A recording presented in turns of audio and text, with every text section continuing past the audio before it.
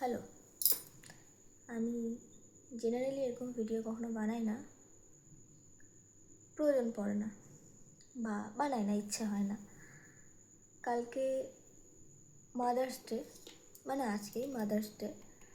আমি প্রত্যেক বছরই আমার মায়ের ফটো পোস্ট করি দুটো দিনে, একটা ওনার বার্থডের দিন আর একটা হচ্ছে আজকের দিন। তো সেইভাবে আমি ওনার ফটোটা পোস্ট করবো বলে গ্যালারিতে গেছি। গ্যালারিতে গিয়ে দেখছি যে ওনার সাথে আমার যে ছবিগুলো রয়েছে সেগুলো অনেক পুরনো, অনেক পুরনো। আর মানে তেমন পোস্ট করার মতন ছবি নেই। আমার ফোনে টোটাল ৩,৫০০-এরও বেশি ফটো আছে, ভিডিওস তো আছেই আরও।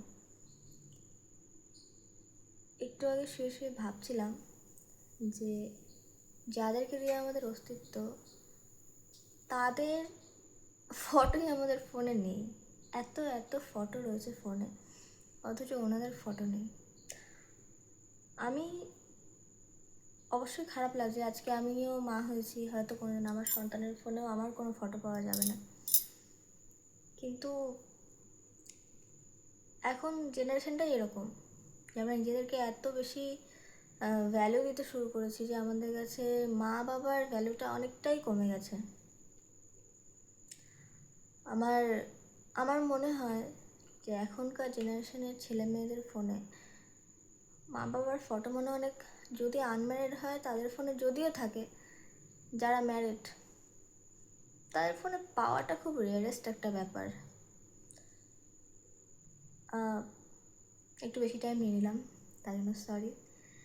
আর আমার এই লুকটাকে ইগনোর করো এটা আমি রাত্রে এমনই থাকি, দিনের বেলাতে তো আমাকে দেখাও যায় না, পাগলা মতন থাকি। যাই হোক, গুড নাইট।